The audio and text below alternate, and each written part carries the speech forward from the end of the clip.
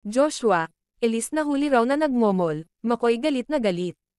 How true ang kumakalat na chikang nanggalaiti ang kapamilya aktor na si McCoy De Leon nang malamang nagmomomol ang partner na si Elise Hoson at kapwa-aktor na si Joshua Garcia.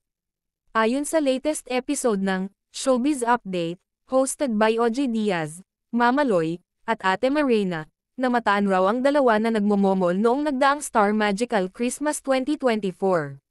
May nagkwento lang sa akin, na gaano kay Toto na doon sa ballroom ay nagmomol, ang term sa akin nagmomol, kaya nga hindi ako makapaniwala na doon magmomomol sa ballroom sina Joshua Garcia at Elise.